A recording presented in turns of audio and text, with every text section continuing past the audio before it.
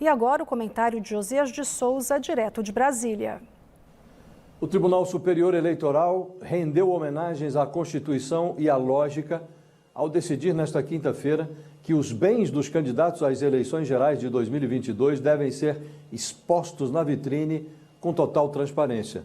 O TSE havia restringido a divulgação de informações sobre os bens de postulantes aos cargos de presidente da República, governador, senador e deputado.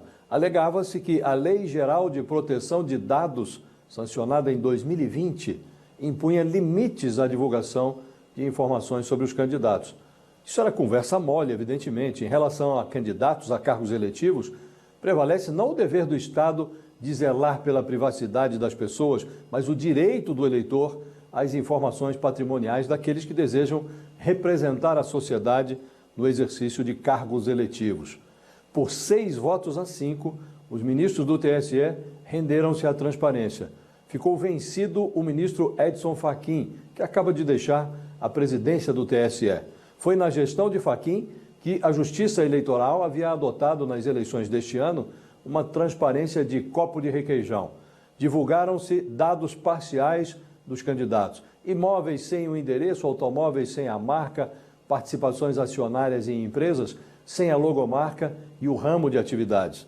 Para complicar, o TSE havia apagado do seu site dados referentes às eleições passadas, o que impedia o eleitor de analisar a evolução patrimonial dos candidatos, para saber se enriqueceram na política. No julgamento desta quinta-feira, prevaleceu o voto do novo presidente do TSE, o ministro Alexandre de Moraes. Ele anotou que a Constituição Federal consagrou expressamente o princípio da publicidade, o princípio da transparência como um dos vetores imprescindíveis à administração pública.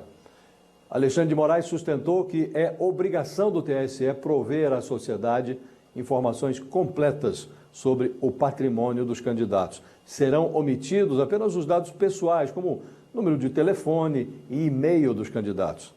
Numa campanha política, o eleitor por vezes se sente como um indivíduo condenado a optar entre o lamentável e o impensável. O ambiente eleitoral pede luminosidade e não sombras. Boa noite.